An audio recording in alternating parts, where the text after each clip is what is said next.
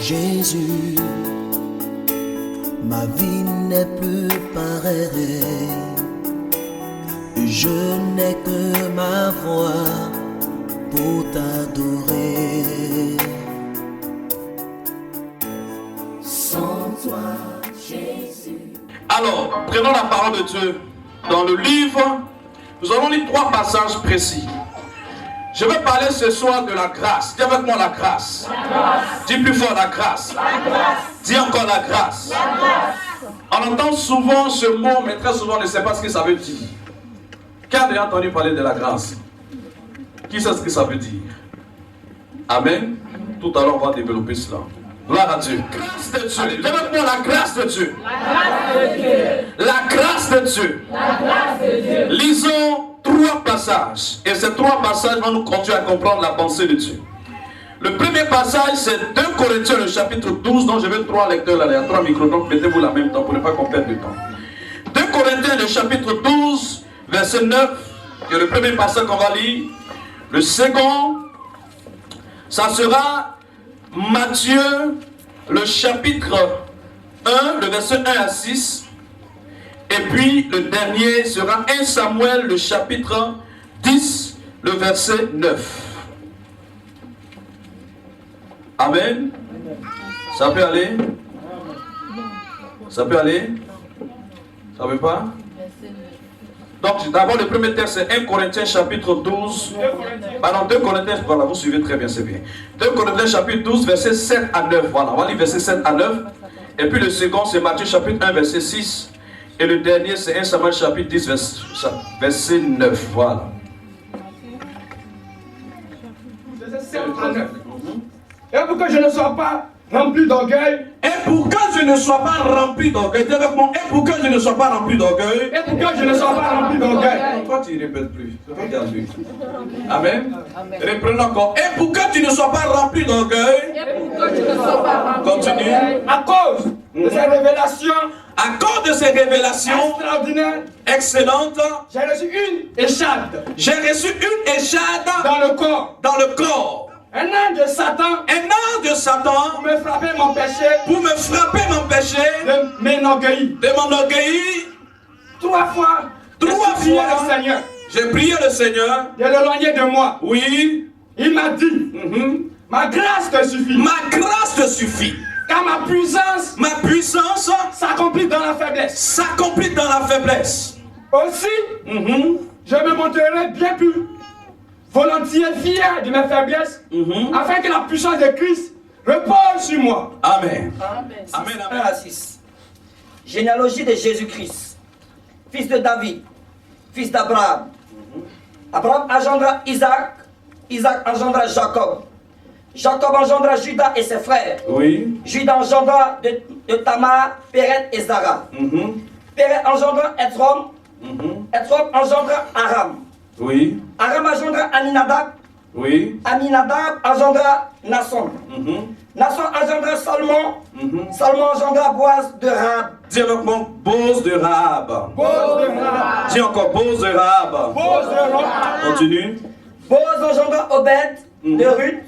Obed engendra... Attends, va doucement. Boaz engendra... Obed de Ruth. Voilà, Boaz engendra Obed de Ruth. Dis avec moi, Obed de Ruth. Obed de Ruth. Dis encore, Obed de Ruth. Obed de Ruth. Dis Ruth. Ruth. Continue. Obed engendra Isaïe. Isaïe engendra David. Oui. Le roi David engendra Salomon de la femme d'Uri. Dis avec moi, de la femme. 1 Samuel 10, verset 9. Oui. Dès que Saül eut tourné le dos, Dès que Saül eut tourné le dos pour se séparer de Samuel, Dieu lui donna un autre cœur. Dieu lui donna un autre cœur. Et tous ces signes s'accomplirent au même Et tous ces signes s'accomplirent, mais l'expliquer sans le Saint-Esprit.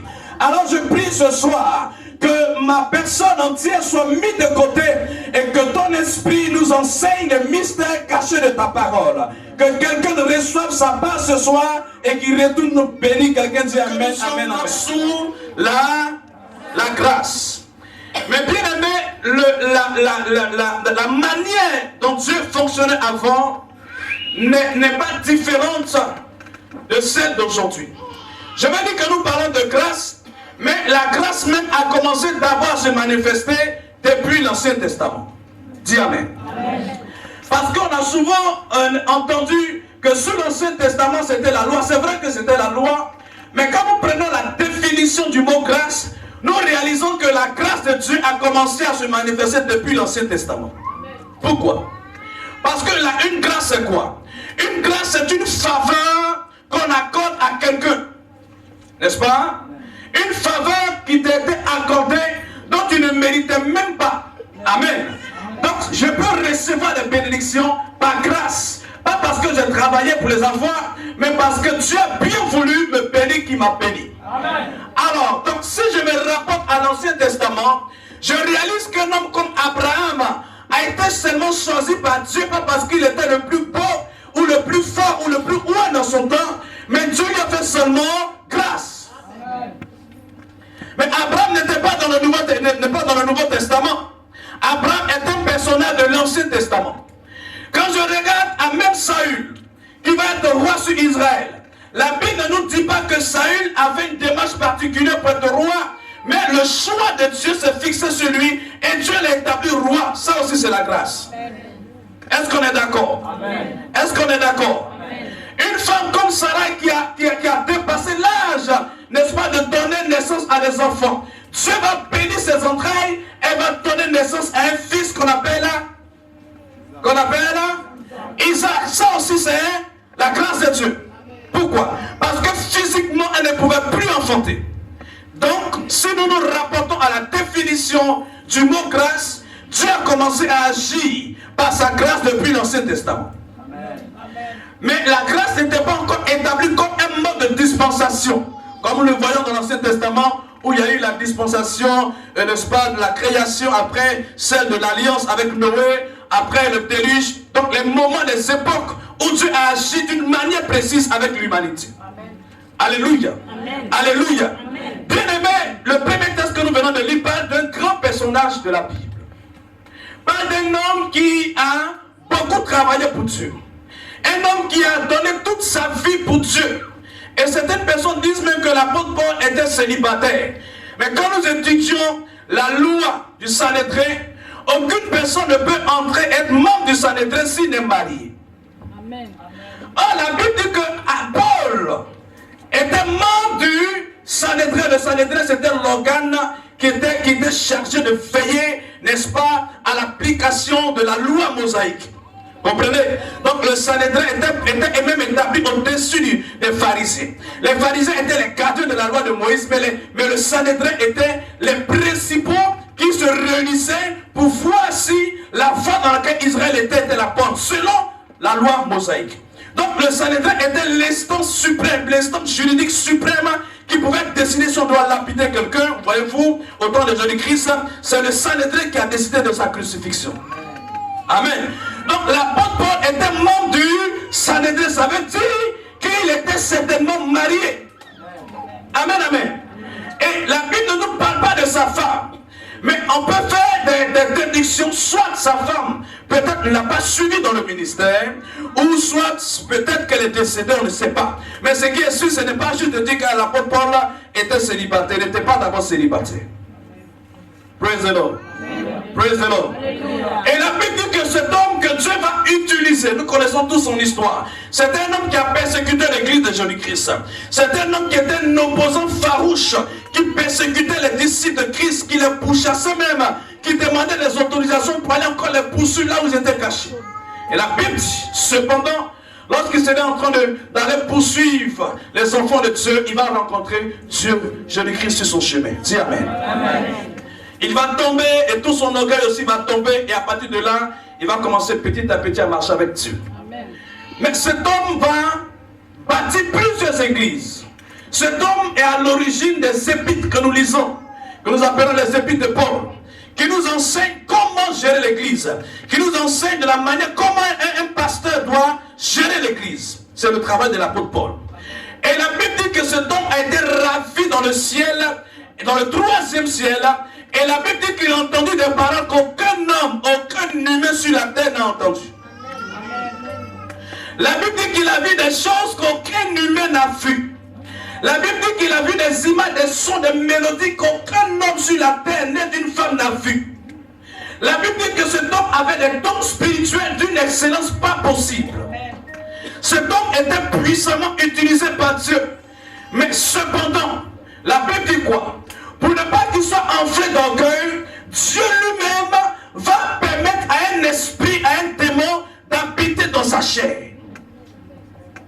Ça veut dire que certainement qu'il a eu une maladie, quelque chose qui était dans sa chair et qui était soufflé chaque fois par un démon pour rappeler à Paul qu'il est un humain. Amen. Praise the Lord. Alléluia. Pourtant, la Bible nous dit que cet homme était rempli du Saint-Esprit. Cet homme était loin de Dieu. Mais Dieu lui-même va permettre à ce qu'il ait un problème dans sa chair pour qu'il se rappelle qu'il est un être humain. Pour ne pas tomber dans l'orgueil. Ce qui intéresse Dieu, ce n'est pas que tu aies du succès dans tout ce que tu fais. Tu peux avoir du succès dans tout ce que tu entreprends et puis rater le ciel. Tu peux avoir du succès dans tout ce que tu fais, les gens vont t'acclamer et puis tu peux passer à côté. Donc ce qui intéressait Dieu dans la vie de Paul, c'est que l'âme de Paul soit sauvée. Et s'il fallait permettre à un esprit de le fatiguer un peu pour qu'il se rappelle de ce qu'il est un humain, Dieu était d'accord. Voilà ce qui va se passer avec le cas de Job. Dieu va permettre à un esprit, au diable, de toucher à sa richesse, de toucher à son corps, de toucher à certaines choses, mais pas à sa vie, puisque la vie c'est Dieu qui la donne. Et donc, la Bible dit que l'apôtre Paul va prier à plusieurs reprises, il a prié 3 fois, et Dieu va lui dire une parole.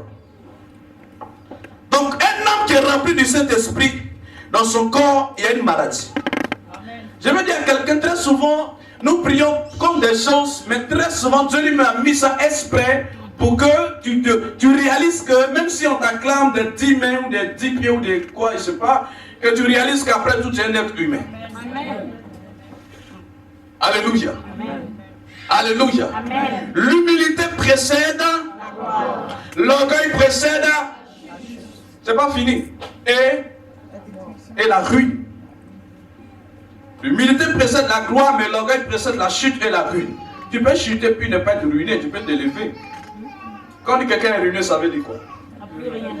Il est fini. Donc, non seulement il est tombé, mais il est fini. Et donc, la Bible nous dit, l'apôtre Paul va prier, il va prier, et Dieu ne va pas écouter sa prière. Ça veut dire que Dieu ne va pas exaucer sa demande. Donc, lui souhaitait être guéri, mais Dieu va dire, moi-même j'ai mis ce mal pour que tu réalises que tu es un humain à cause de l'excellence des dons, à cause de l'excellence des visions, à cause de l'excellence de tout ce que Dieu lui avait donné. À un certain moment donné, les êtres humains même pensaient qu'il n'était plus un humain, il était Dieu. Parce que les miracles se produisent au travers de ses mains. Lorsqu'il va prier, Dieu va lui dire, ma grâce te suffit. Ça veut dire quoi? Ma faveur te suffit. Tout le reste, ce n'est que vanité. Tout le reste, ce n'est que publicité. Ce n'est que vanité. Dieu dit à Paul, ma grâce, parce qu'après avoir prophétisé, tu peux aller en enfer. Après avoir prophétisé, tu peux perdre le salut si tu ne marches pas véritablement avec Dieu. Après avoir prophétisé, l'orgueil peut te prendre et tu peux faire des choses qui ne plaisent pas à Dieu. Alléluia.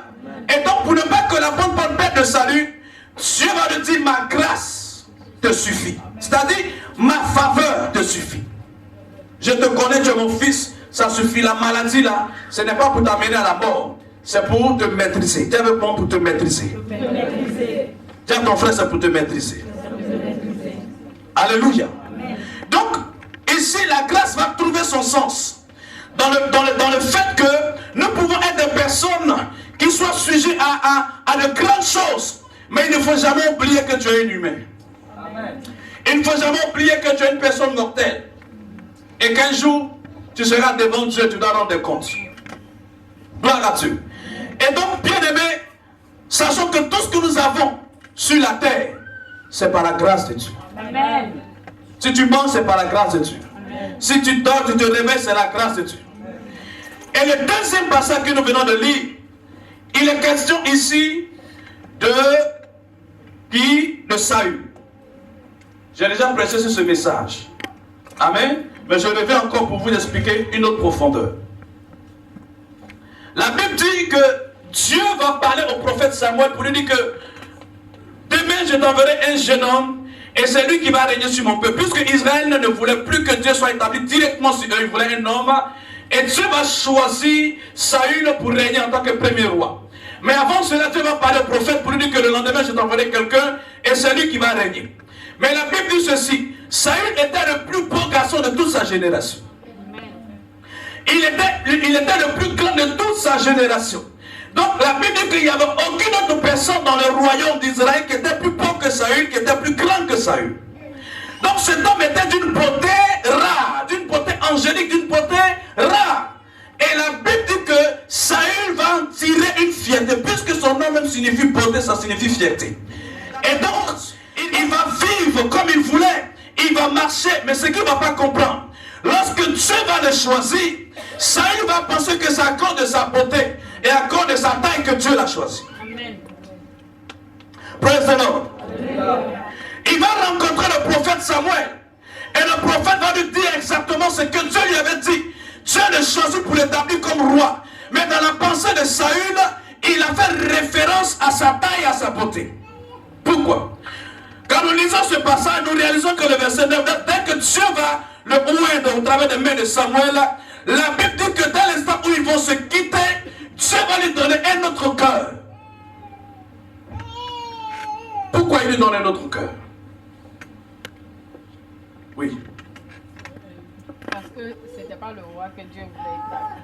Oui, ce n'était pas dans la volonté parfaite de Dieu, mais Dieu a donné quand même, c'est comme quelqu'un qui dit, pour moi je vais aller où ça? Je vais aller, donnez-moi un pays, non un pays.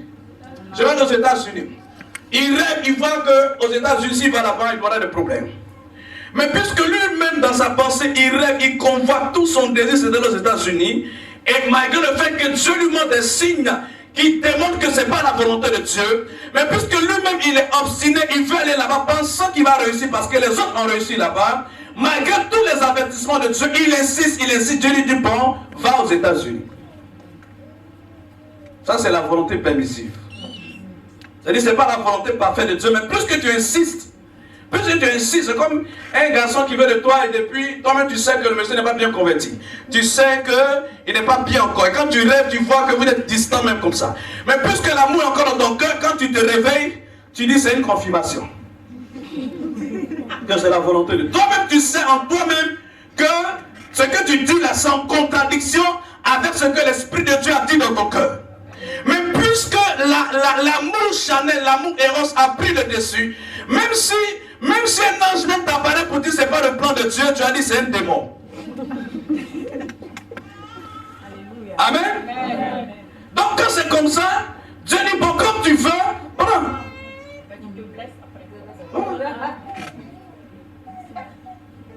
Quand tu prends après, tu trouves que c'est un sorcier. Ce que je vous dis là, c'est une histoire réelle. Hein. Je connais un pasteur, c'était la même chose. Dieu l'a montré plusieurs fois. Mais quand il a fini de marier, quelque temps après, il a réalisé que la femme est une sorcière. Et il vient voir le grand pasteur, l'apôtre, pour dire bon, lui, il ne veut plus. Il faut prier pour qu'elle laisse la sorcellerie. Ah, la sorcellerie, ce n'est pas un esprit, un démon qu'on peut chasser comme ça. C'est un esprit humain qui travaille avec ta volonté. Donc, tant que toi-même tu ne veux pas, 1000 prières, le plus loin du monde va venir te poser la main, rien ne va se passer. Parce que la personne elle-même ne veut pas laisser. C'est ça la différence. Donc la volonté permissive est quelque chose qui détruit. Et donc Israël voulait le roi. Donc Dieu lui a donné le roi, mais ce n'était pas dans le plan de Dieu. Mais Dieu a donné quand même. Mais ce qui va se passer dans la vie de Saül, c'est qu'il a pensé qu'à cause de sa beauté, à cause de sa taille, voilà, donc il n'y avait personne ici qu'on peut choisir. C'est comme dans une organisation. Voyez-vous, comme au temps de Mardoché, où le roi Judas va parler avec, comment il s'appelle là? Avec Aman. On veut élever quelqu'un, et dans son cœur, il dit, mais qui ici dans le royaume que le roi va élever si ce n'est pas moi? Comprenez? Il avait une autre opinion de lui. Il dit dans le royaume ici, qui d'autre que le roi veut élever ses bambous? Donc il a commencé à citer des choses que lui-même il voulait. Ah, c'était à son ennemi qu'on allait faire ça. Je prie que ce soit ton exemple au nom de Jésus. Ce que le diable a réservé contre toi, que ça soit renversé et que le meilleur t'arrive au nom de Jésus. Que le meilleur t'arrive au nom de Jésus. Là où Satan ne voulait pas te voir, j'entends que tu dépasses même là-bas. Et que tu atteins des buts et que tu atteins ton objectif au nom de Jésus. Et donc, réalisez bien aimé, Dieu connaissait le cœur de Saül. Il savait que Saül était un enfant trop fier de lui. Il savait que c'était un garçon un peu orgueilleux. Il savait tout ça, mais malgré cela, Dieu va le choisir. Dieu avec moi, malgré cela, Dieu va le choisir. Maintenant que Dieu l'a choisi, Dieu va opérer dans son cœur. Dieu va lui donner un autre cœur, parce que l'ancien cœur là ne peut pas servir Dieu. Dieu avec moi, mon ancien cœur là, ça ne peut pas servir Dieu. Mon ancien cœur ne peut pas servir Dieu. Parce que l'ancien cœur est méchant. L'ancien cœur est hypocrite. L'ancien cœur ne partage pas. L'ancien cœur n'aime pas venir à l'église et partager avec les autres. L'ancien cœur n'aime pas manger, se frotter aux autres. L'ancien cœur est hypocrite quand il te salue comme ça. Bon. Ma soeur, vraiment, aujourd'hui à savoir, je veux qu'elle tout donne, c'est la même. Elle se va à l'église. Le diable aime ça. Il aime ça. Amen. Quand il chante, on accable le Seigneur, mais après quand il salue, ma soeur, tu as bien chanté, hein. Vraiment dans son cœur, il dit, mais c'est la messe, elles sont malins, elle fait la messe, elle assise, c'est la même. Le diable aime ça. Ça c'est l'ancien cœur. Et Saül avait un cœur ôté, il avait un cœur qui n'était pas bien. Saül ne se mélangeait pas aux gens. Saül ne faisait pas d'amitié avec les gens, non. Il était trop arrivé, il était trop fier de lui. Il ne marche pas n'importe qui. Il y a des gens qui disent, mais c'est pas ça dans l'église, sinon toi comme ça, on peut être côte à côte même. Où tu vas passer pour me voir? Ça c'est l'ancien cœur. Là comme ça, c'est l'ancien cœur. Alléluia. Alléluia. Alléluia. Et donc Saül avait un cœur qui ne pouvait pas servir Dieu. Il avait un cœur qui ne pouvait pas l'aider à être roi sur Israël. Parce que quand tu es roi, tu jettes tout le monde. Il faut avoir le cœur large. Il ne faut pas des politiques contacts. Ça n'était pas encore prêt. Il avait l'ancien cœur. Quand on est dans une église et que l'ancien cœur n'est pas mort, l'ancien cœur n'est pas mort, bien-aimé, tu vas faire 1000 ans à l'église, mais tu seras toujours charnel. Alléluia. Tout est grâce. Tout vient par grâce. Mais laissez-moi vous dire qu'il y a le don, il y a le caractère. Il faut que le don que tu as soit en conformité avec ton caractère. Après avoir chassé les démons, après avoir prophétisé, on ne doit pas te voir, on ne te pas dehors là-bas. Praise the Lord. Praise the Lord.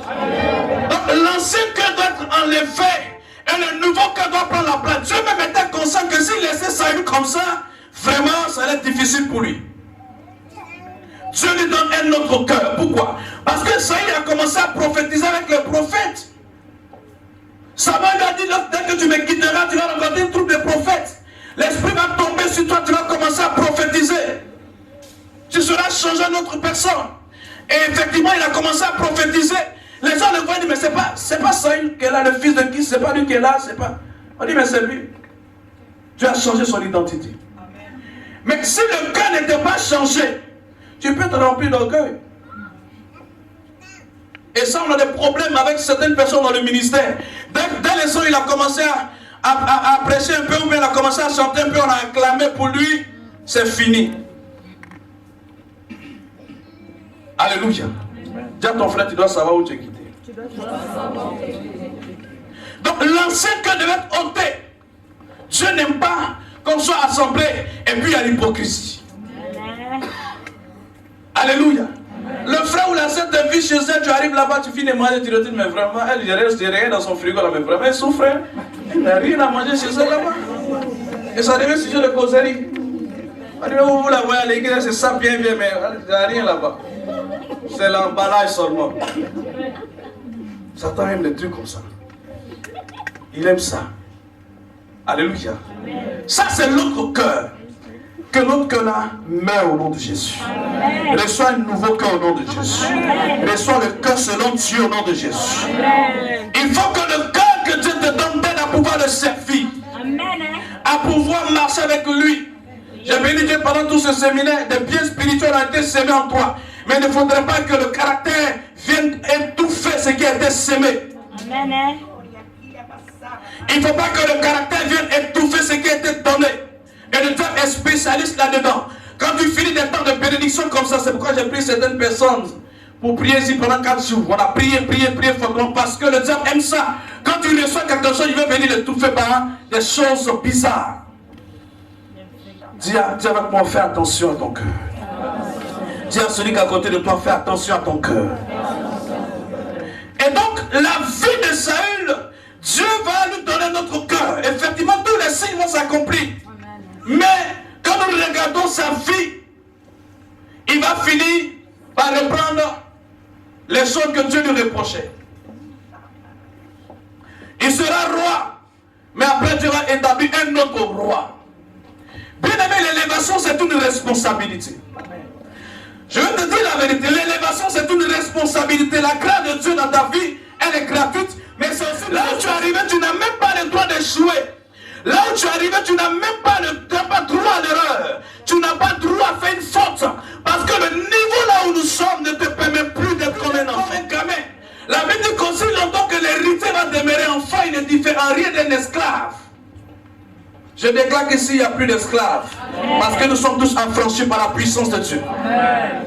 Et donc, bien aimé, il te faut un cœur pour servir le Seigneur. Il te faut un cœur pour marcher avec Dieu. Il te faut un nouveau cœur. Dis avec mon Seigneur, donne-moi un nouveau cœur. Donne-moi un nouveau cœur. Alléluia. Alléluia.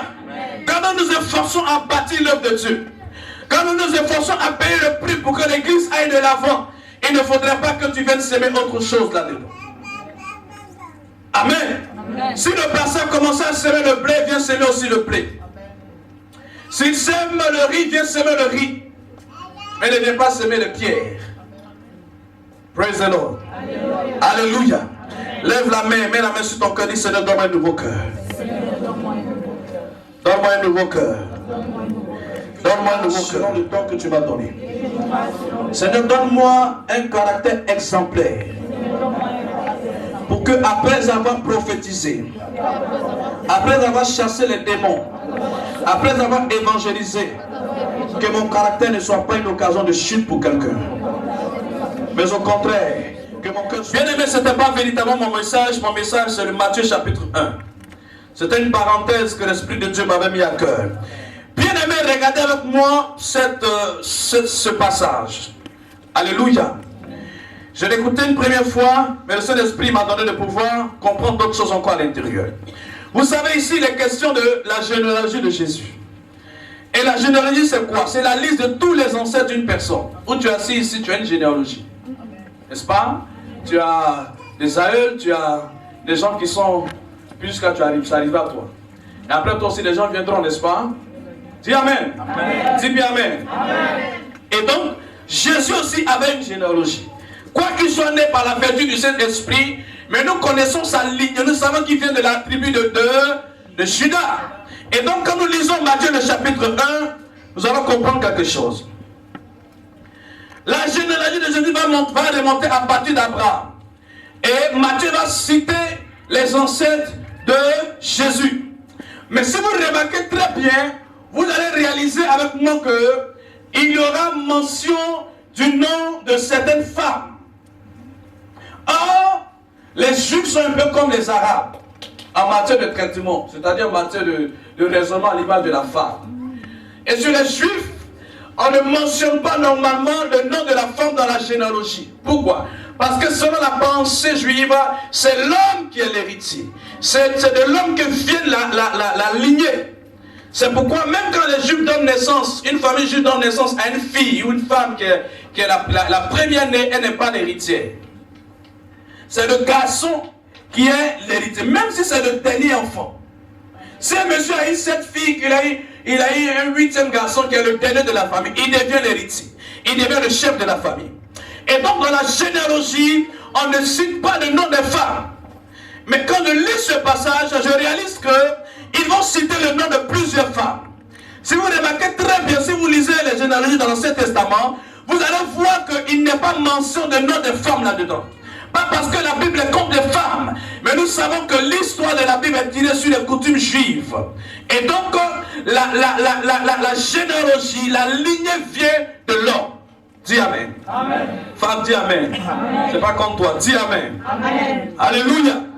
Mais quand je lis cette parole, la Bible me fait mention de 4 femmes. Je laisse d'abord Marie de côté parce qu'elle c'est un autre dossier. Alléluia. La Bible nous parle de 4 femmes qui ont vu les noms inscrites dans la généalogie de Jésus-Christ. Et l'histoire de ces 4 femmes est compliquée. L'histoire de ces 4 femmes est un peu bizarre. Parce que ces 4 femmes ont 4 témoignages qui ne sont pas aussi bons. Comment le Messie, le Fils de Dieu, l'homme sans péché, l'admirable conseiller, le prince de la paix, celui qui est venu du ciel nous donner la vie et la vie en abondance, comment sa lignée peut être aussi brouillée par des personnages qui ont marqué négativement leur histoire? Ah, dis à ton frère, c'est compliqué. Mais ce n'est pas impossible. La première personne dont on nous parle ici, c'est Tamar. Dis avec moi Tamar. Il y a Tamar, il y a Rahab, il y a Ruth et il y a Bathsheba. La première personne c'est Tamar. Et Tamar est une étrangère. Elle est cananéenne. Elle n'est pas membre du peuple d'Israël. Donc elle est étrangère. Mais la Bible dit que son nom va être trouvé inscrit dans la généalogie de Jésus-Christ. Vous savez, quand j'écoutais l'exhortation du moment, Dieu n'est pas venu seulement pour les personnes qui sont bien portantes, mais il est venu sauver des personnes malades. Il est venu guérir ceux qui ont le cœur brisé. Il est venu sauver ceux qui sont en prison. Il est venu donner la délivrance aux captifs. Voilà pourquoi Jésus-Christ, après une femme humaine, il est venu sur la terre. Tamar était une femme cananéenne. Elle était mariée à un des fils de Juda, qui s'appelait Er. Et Er est mort. Et Judas va donner qu'un autre fils qui va mourir. Et Judas qui a pris peur, il a dit à Tamar, attends que mon petit garçon qui est là grandisse et que tu le maries. En réalité, il ne voulait même plus que Tamar s'allie à un de ses fils parce qu'apparemment il portait malheur. Vous comprenez? Il a pris peur. Et la Bible dit quoi? La Bible dit que Tamar va voir que l'enfant a grandi, mais le père ne veut pas donner l'enfant. Elle va se réserver pour lui, mais l'enfant est devenu grand. Mais le père usait de stratégie, usait de ruse pour ne plus donner l'enfant parce qu'il avait peur que le dernier ne meure. Parce qu'apparemment, les maris des gens, ils meurent. Et donc, la Bible dit quoi? Un jour, elle va se déguiser comme une prostituée et elle va se mettre dans un coin. Et à cette époque, il y a ce qu'on appelle les prostituées sacrées, qui étaient des déesses d'Astaté. Amen. Qui se couvrait la tête avec des voiles. Vous voyez-vous, dans l'Ancien Testament, l'image des prostituées était l'image des femmes qui mettaient le voile. Quand tu mets le voile, on sait que tu es une prostituée. Une prostituée sacrée. Mais dans le Nouveau Testament, à Corinthe, on disait aux femmes, à cause de leur chevelure, parce que les prostituées avaient une certaine coupe de chevelure, on les reconnaissait tout de suite. Voilà pourquoi l'apôtre Paul a dit, quand tu viens à l'église, il faut fermer tes cheveux. C'est pas ça, les gens ont pris pour faire. Ils ont fait autre chose avec ça. Je dis, quand tu viens à l'église, il faut attacher bien ta tête. On ne peut pas avoir un grain de tes cheveux. Je connais une femme qui est mariée maintenant, une maman que je suivais. Ses cheveux, c'est dans la douche, on va même voir ses cheveux. Même son mari même n'a pas le droit. Quand elle dort, elle attache ses cheveux là. Comprenez? Et donc, la Bible dit que Judas va s'allier à Tamar. Donc, c'était une relation incestueuse. Vous comprenez? Donc, Judas aussi, il avait un problème parce qu'apparemment, qu'il aimait les prostituées. Et donc, il s'est allié à Tamar. Oh, il s'était déguisé, il n'a pas reconnu. Et après cela, voilà, parce que Tamar voulait à coûte que coûte être descendant des enfants de la tribu de Judas. Elle voulait être la mère de cette lignée. Et donc, elle s'est battue pour cela et ça a créé une relation incestueuse. Et c'est de là qu'est venue cette lignée. Amen. Tamar n'avait pas un bon témoignage. On pouvait dire que c'est une femme indigne. On pouvait dire que c'est une femme qui était légère. On pouvait dire que c'est une femme qui n'avait pas de personnalité. Mais bien aimée, lorsque la grâce de Dieu veut venir dans ta vie, la grâce ne s'en fout de ce qu'on peut dire de toi. La grâce s'en fout de ton passé. La grâce ne regarde pas ce que les hommes X et Y pensent de toi. La grâce vient quelles que soient tes faiblesses, quelles que soient tes défauts, tes incapacités. La grâce, lorsqu'elle vient en toi, elle transforme ton caractère, elle te rétablit, elle te réformate. Et désormais, tu peux prêcher aux gens qui étaient dans la même situation que toi. Ta main pouvait se lever pour aller parler à des personnes qui avaient connu ces mêmes exemples, les mêmes choses. Le Saint-Esprit allait attester cela. Mais si nous regardons bien, si Jésus devait naître d'une lignée, bien aimé, ce n'était pas dans la lignée où Tamar a créé des problèmes à Judas. Si le Messie devait venir, ce n'était pas dans la lignée de Tamar. Dieu est-il saint? Oui, il est saint. Alors pourquoi il permet ces choses? Dieu est aussi mystérieux. Les voies de Dieu sont insondables. Ce que Dieu n'a pas maudit, bien aimé, fais attention à ne pas maudire. Ce que Dieu n'a pas rejeté, fais attention à ne pas rejeter. Qui es-tu? Amen. Praise the Lord. La deuxième femme s'appelle Rahab. Elle aussi, elle est étrangère. Elle est cananéenne. Tout le monde connaissait à Jéricho que c'était une prostituée. Bien aimé, c'est les prostituées, on ne va pas pour jouer au ballon. On va pour la prostitution. Et la Bible dit quoi? Cette femme va même citée dans le livre des Hébreux, Hébreux chapitre 11. On dit c'est par la foi que Rahab a reçu avec bienveillance les espions que Josué avait envoyés. Est-ce que vous comprenez? J'avais pour la grâce de Dieu. Dis plus fort, la grâce de Dieu. Et la Bible dit ceci, quand nous lisons la généalogie de Jésus-Christ, on réalise que Rahab aussi est là-dedans.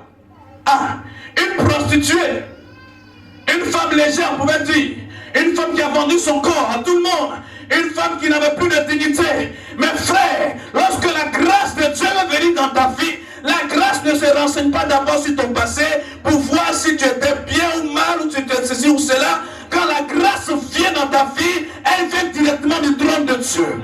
Dieu qui te connaissait depuis les temps anciens sait quelles étaient tes faiblesses, quelles étaient tes capacités, parce que ce que l'homme rejette, Dieu ne rejette pas ça comme ça. Praise the Lord. Et donc Rahab, qui était une femme, mais dans sa prostitution, elle a reçu des messagers de Dieu. Et quand ils sont rentrés chez elle, elle a reconnu le Dieu d'Israël. On pouvait même dire qu'elle s'est répandue parce qu'elle a dit aux espions, je crois en la puissance de votre Dieu. Nous avons entendu parler de ce qu'il a fait, de comment vous êtes sortis d'Égypte. Votre Dieu est le vrai Dieu. Souvenez-vous de moi lorsque vous allez revenir, moi et ma famille. C'était comme si elle acceptait le Seigneur. Comme le brigand qui était à la croix qui disait à Jésus-Christ, souviens-toi de moi quand il rentrait dans ton paradis.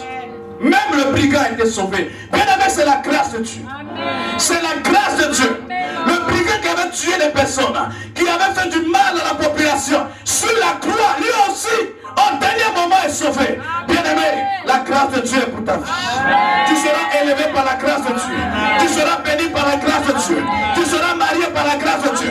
Tu seras guéri par la grâce de Dieu. Tu seras élevé par la grâce de Dieu. Tu voyageras par la grâce de Dieu. Tu prophétiseras par la grâce de Dieu. Tu seras enrichi par la grâce de Dieu. Praise the Lord. Praise the Lord. Praise the Lord.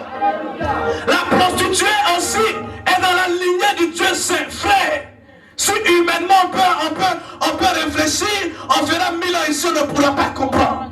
Amen. C'est trop compliqué. C'est difficile à expliquer. On ne peut pas comprendre comment le Dieu Saint, le Dieu pur, peut venir d'une lignée aussi compliquée, aussi bizarre. Est-ce qu'il n'y avait pas d'autres femmes à Jéricho? Est-ce qu'il n'y avait pas d'autres personnes à Jéricho?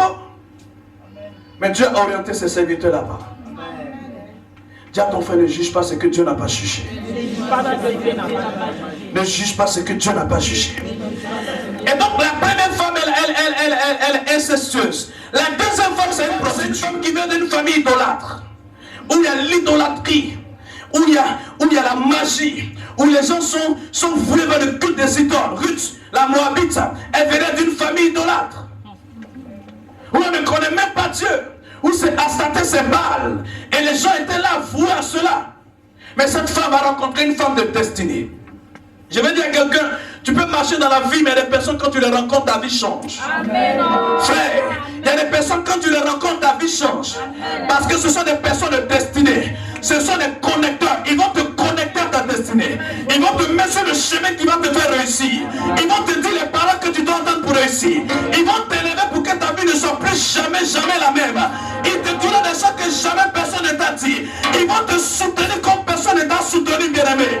Et il y a des personnes que tu rencontreras et ta vie changera cette année. Il y a des hommes que tu vas rencontrer, ta vie changera cette année. Je dis, il y a des femmes que tu vas rencontrer, ta vie changera cette année. Si à ton frère, tu feras des rencontres. Tu feras des rencontres. Tu feras des rencontres. Tu feras des rencontres spéciales. Tu feras des rencontres spéciales. Tu rencontreras l'ange de l'Éternel. Tu rencontreras la main de l'Éternel. Et ton histoire va changer. Praise the Lord. Et donc Ruth va rencontrer Naomi. Une femme apparemment qui ne pouvait plus rien lui donner. Mais elle a regardé à la grâce de Dieu. Il y a des personnes sur qui réside la grâce de Dieu. Quand avec eux, tout change dans ta vie.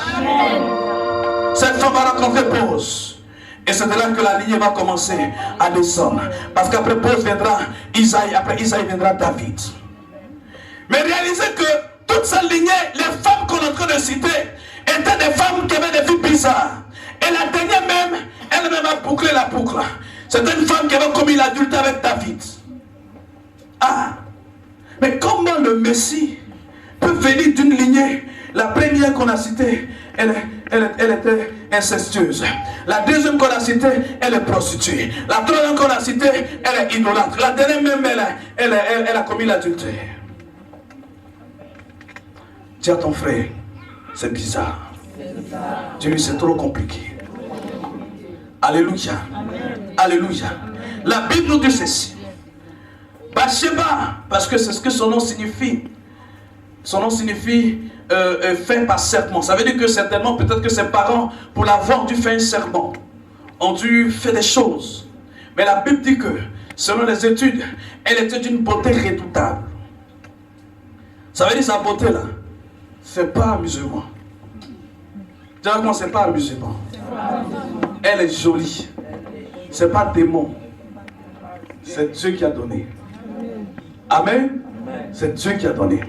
Et la Bible dit, pendant que le roi, ce jour-là, va refuser d'aller à la bataille, il est en train de se laver. Vous voyez, en Israël, les casernes sont pas loin du palais royal. Or, le palais royal est au-dessus de toutes les autres maisons.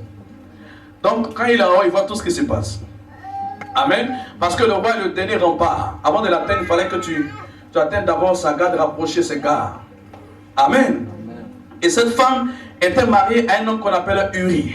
Si vous lisez 1 Chronique, le chapitre 11, verset 41, vous verrez que parmi les vaillants hommes de David, on cite cet homme. Ils étaient 30. Et parmi les 30, il y avait Uri. C'était un soldat d'une réputation. C'était un soldat, un guerrier. C'était l'élite de David. Ils étaient seulement 30. Et ces 30-là, comme on le dit, tu ne peux pas avec eux. Et pendant que la femme se lavait, David va voir la femme. Et David va dire à ses soldats, je veux cette femme. En réalité, c'était le roi. Donc même si elle disait qu'elle ne voulait pas, elle essaie même d'avoir des problèmes. Vous voyez, c'est le roi. Amen, amen. Mais le roi n'avait pas le droit de faire ces choses. Le roi a abusé de son pouvoir royal. Le roi va poser un acte qui va lui-même lui créer des problèmes. Et la Bible dit qu'il va prendre cette femme et il va aller avec elle. Et le mari lui-même ne savait pas. Et lorsque le mari va venir, après quelque temps, la femme va tomber enceinte. Et la femme viendra dire à David, David, je suis enceinte. David a des problèmes. Comment faire? Son meilleur soldat, un homme qui a donné sa vie pour lui, qui va au combat, qui est loyal. C'est un soldat loyal, fidèle à David. Comment David peut faire cela à un homme comme ça? Ah, dis avec moi, David aussi. Dis bien, David aussi. Ah, David aussi. Un coupé de route. Et David ne va pas regarder à ce que son soldat lui était fidèle. Son soldat donnait sa vie pour lui. Son soldat, souvenez-vous, lorsque David a dit je vais boire de l'eau du camp des Philistins. Ceux qui sont allés prendre de l'eau, c'était ces 30 gars. C'était l'armée d'élite. Ils sont partis même au prix de leur vie. C'est des personnes qui ne vivaient même plus pour eux, mais ils vivaient pour le roi. S'ils pouvaient mourir, ils allaient mourir pour le roi. Donc imaginez un peu le niveau d'engagement de cet homme auprès de David. Et David lui fait ça. Hein? Il y a des gens comme ça. Hein? Voilà, il y a des gens comme ça. Il dit qu'il vient chez toi, malgré tout le bien que tu lui as fait, C'est ta femme, il regarde.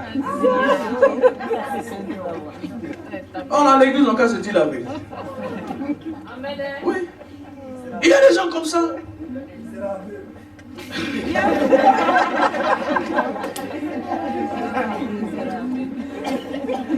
Alléluia. Un pasteur me racontait cette histoire. Il dit, mais il a fait venir son frère. Et puis lui, il va au travail. Et puis son frère, toute sa femme dit, mais voilà, on peut aller ensemble. Il dit, mais il y a l'eau dans ta tête ou quoi? Il dit, non, c'est notre coutume. Il dit, mais toi et ta coutume, vous deux sortez de ma maison. Elle est invitée. Elle a invité papa. Amen. Et c'est mauvais. David avait combien de femmes lui seul? Il avait plusieurs femmes. C'est un esprit qui le fatiguait. Il était, comme on dit ça en français même, insatiable, voilà. Vous comprenez? Et il avait ce problème. Il ne pouvait pas voir une femme passer. Il avait cette... Même si c'était la femme de son meilleur soldat, David a pris la femme du riz. Vous comprenez? Et lorsque l'homme va revenir, il sait que la femme est enceinte. Et qu'est-ce qu'il va faire? Lorsqu'il revient, il dit, bon, Uri, tu étais brave. Je te donne un congé, va avec ta femme. En tout cas, prenez du bon temps. La Bible dit que Uri n'est pas parti.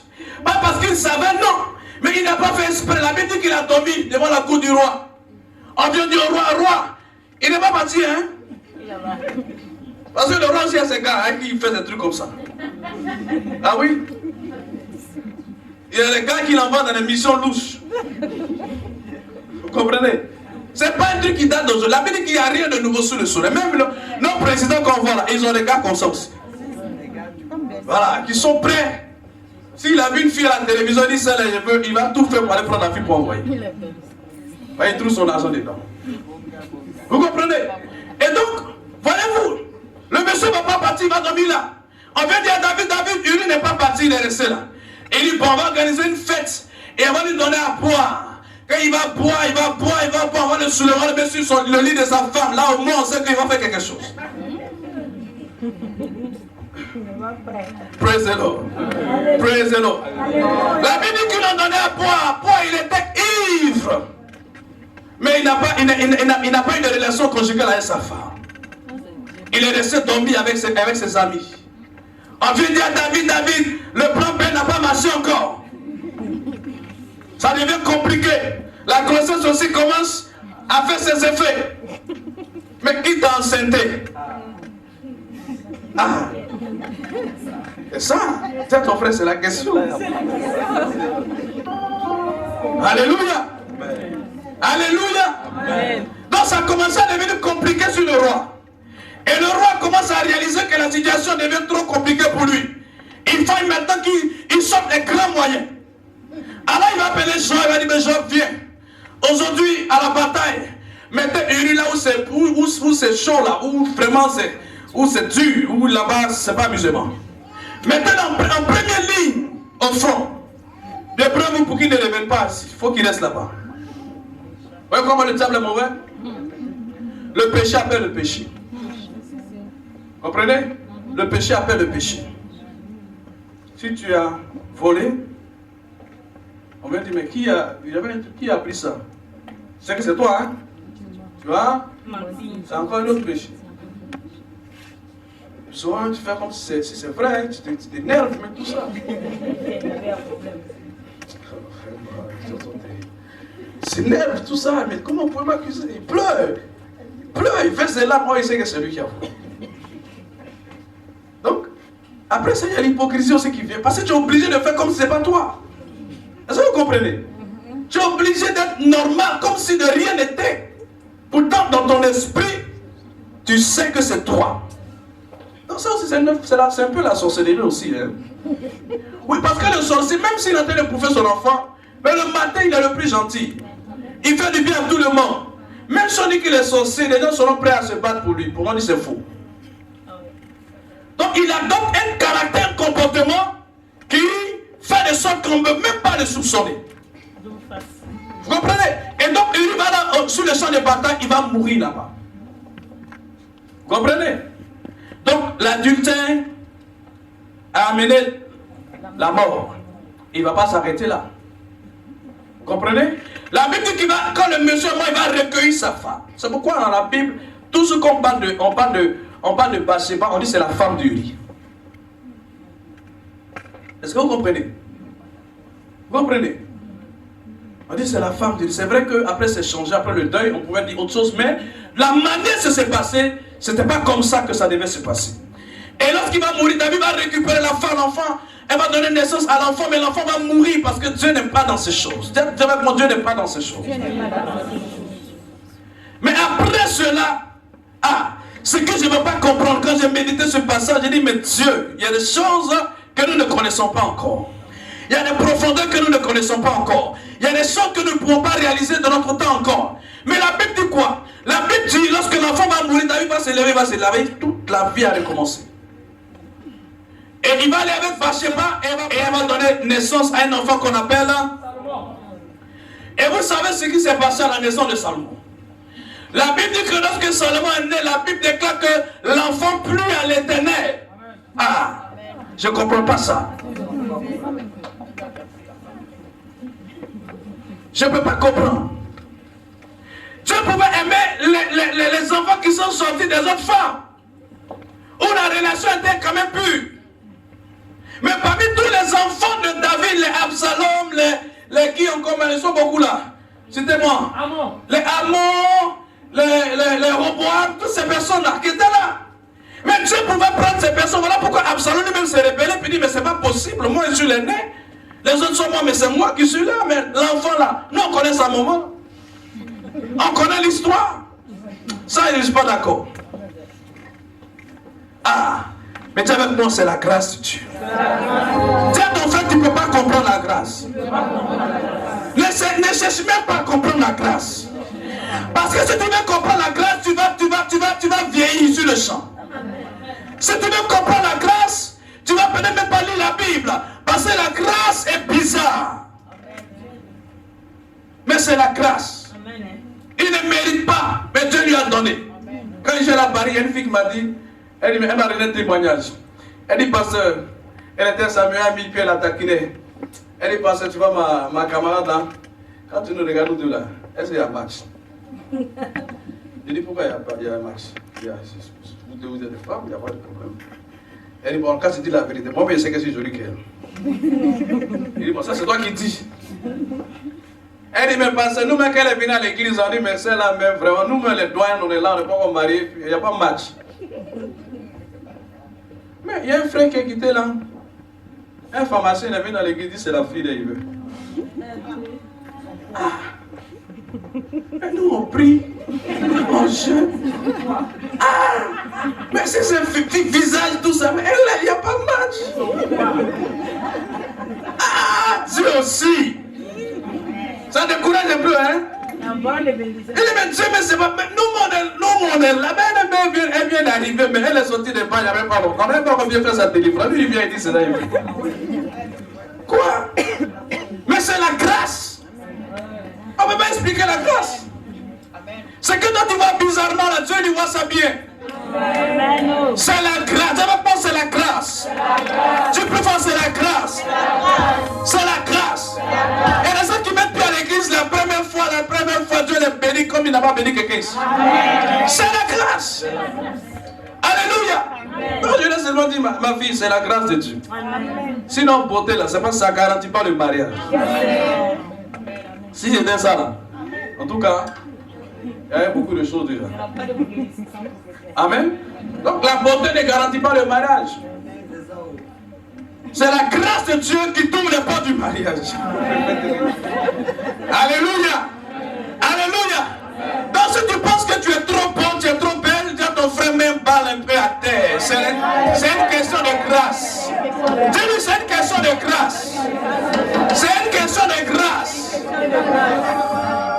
La personne qui rentre dans l'église ici, bizarrement, on la regarde, mais la fiancée, elle est trop gawasse. Oh, mais vraiment, c'est quand on va venir avec ces gawasses là, moi, quand il voit gawasse là, mais ça me plaît trop.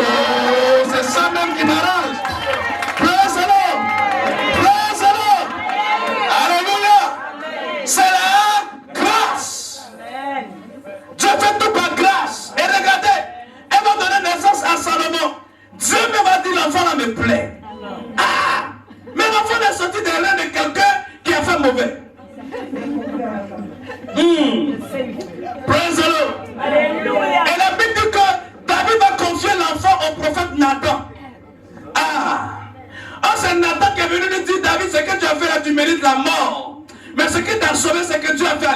toi. Ah, c'est la grâce. C'est ça seulement qui t'a sauvé. Sinon, normalement, tu es déjà mort. Souvenez-vous de ce que lorsque Isaac allait à Guéra, lorsque le roi voulait aller avec sa femme, la minute qu'il a eu chaud la nuit, il a failli mourir. Quand il s'est réveillé le matin, il dit, mais pourquoi tu m'as menti? Il fallait dire que c'était ta femme, mais pourquoi tu as dit que c'est ta soeur? Tu voulais me tuer? Il a eu chaud à être tué. Donc normalement, David devait mourir. Mais à cause de l'alliance, je vais bénir les hommes et les femmes d'alliance. L'alliance a sauvé David, sinon David était mort. L'enfant plut à l'éternel. Salomon plut à l'éternel. À la maman de Salomon, tout le monde connaît sa fille. Pendant que les 1004 sont là, pendant que les autres sont là, on pouvait montrer du doigt, mais regardez, celle aussi, elle est venue se marier. Elle aussi, elle était là aussi.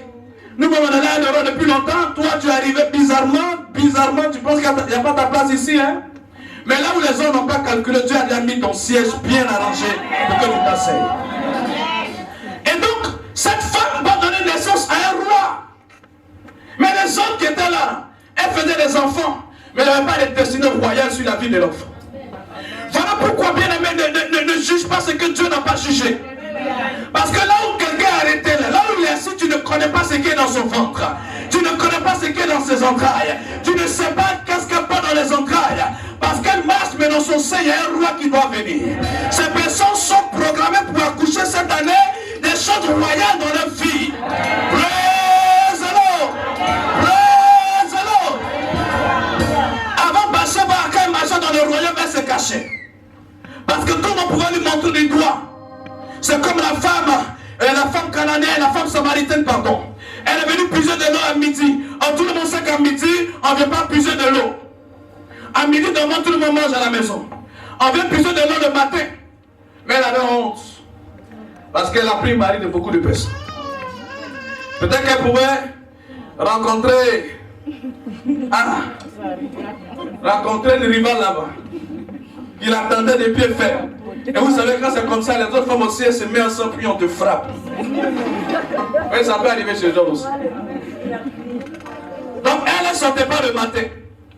C'est à midi, là où il n'y a personne, c'est là qu'elle va puiser son eau maintenant. Mais quand elle a puisé son eau, elle a rencontré le Seigneur des Seigneurs. Elle a rencontré le Roi des Rois. Elle a rencontré le Messie. Elle n'avait jamais programmé cela, mais lui, il avait déjà programmé ça. Quand il a vu, dit, ma fille, aujourd'hui, ta vie va changer. Tu vas boire de l'eau que je vais te donner, et plus jamais tu n'auras soif. Et toi-même, tu deviendras une source de bénédiction. Frère, ce que Dieu n'a pas maudit, fais attention de ne pas maudire. Ce que Dieu n'a pas rejeté, attention, ne rejette pas. Et Bathsheba avant, elle se cachait. Mais quand tout cela est passé, elle a donné naissance à Salomon. Quand on dit voici la maman de... Voici la maman de... Voici la maman de... Elle a donné naissance au roi. Et désormais quand elle marchait plus comme une femme qui avait une situation compliquée. Elle marchait comme une femme qui a donné naissance à la bénédiction d'Israël. Elle a donné naissance à l'homme qui gouverne Israël. Dieu n'a pas regardé à son passé. Dieu n'a pas regardé à ses erreurs. Elle a compris que c'était une erreur, elle s'est ressaisie. David s'est repenti et tout est reparti de zéro. Et désormais quand elle marchait fièrement. Est-ce que tu peux bien marcher ce soir? Je dis, est-ce que tu peux bien marcher ce soir? Je dis, est-ce que tu peux bien marcher ce soir? Est-ce que tu peux te lever bien marcher ce soir? Marche comme une personne renouvelée. Marche comme une personne renouvelée. Si tu veux marcher comme un milliardaire, marche comme un milliardaire. Voilà. Je dis marche comme un milliardaire. Voilà. Si tu veux donner naissance aussi à des rois, je veux que tu marches comme une personne qui donne naissance à des rois. Mais vous marchez comme les femmes qui ne marchent pas comme des femmes enceintes. Il faut marcher comme une femme enceinte. Il faut marcher comme une femme qui est enceinte. Voilà ma fille, marche comme une femme qui est enceinte. Parce que l'enfant que tu donneras au monde sera la solution pour l'humanité. L'enfant qui viendra de toi sera la solution, une bénédiction pour l'Italie. L'enfant qui naîtra de toi sera une bénédiction pour ce pays. On parlera de toi à cause de ton enfant qui naîtra de toi. On parlera de toi à cause de ce qui va sortir de toi. Praise the Lord. Tiens-toi debout et la dernière chose qui va se passer, nous lisons Matthieu, le chapitre 1, quand on la présente, on dit c'est la femme du riz. Mais le temps est passé. Vous savez, il y a des personnes qui vivent toujours avec une image du passé. Même quand Dieu le prend pour qu'il soit pasteur, on dit, mais lui, on le connaît. Mais lui, c'est sous-là. Hein? Mais c'est passé. L'adultère de Bathsheba et de David, c'est passé. Mais on dit toujours c'est la femme de telle personne, mes frères. Il y a des gens qui ne veulent jamais se dissocier de leurs pensées. Ils doivent dire, hier, tu étais dans les bars, et quand tu prends le micro pour prêcher, mais lui là, si lui là, il est passé de votre église, n'est pas église. Si celle-là, elle sort dans l'église, si c'est vraiment, votre chorale là, vraiment, j'espère que c'est Satan qui va descendre. Mes frères, Dieu ne regarde pas ton passé, Dieu regarde à sa grâce. Et c'est la grâce de Dieu qui va t'élever. C'est la grâce de Dieu qui va te soutenir. C'est la grâce qui va te guérir. C'est la grâce qui va te bénir. Et cette année 2013, je déclare que tu fais des rencontres de grâce. Tu fais des rencontres de grâce. Je sois dans ta maison. Levez la main de ce message. Il viendra confirmer cette parole. Je veux que tout le monde garde les yeux fermés, ne soit pas distrait. L'action de l'esprit va se poser. Il y a des personnes cette année qui sont appelées à faire des rencontres de grâce. Je vois ici à ma gauche 3 femmes, à mesure de cet esprit. Présentement là où je parle, tu travailles des difficultés, tu traverses des problèmes et financièrement tu es épuisé parce que tu as tout essayé. Mais laisse-moi te dire, à partir de ce message, la grâce de Dieu te reconstitue. La grâce de Dieu reconstitue tes finances. La grâce de Dieu reconstitue tes finances. Ne sois pas distrait, bien-aimé.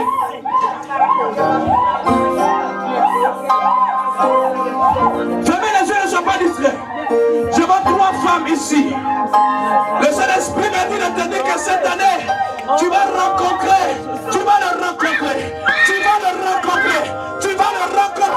Voilà pourquoi l'Esprit de Dieu vient sur toi.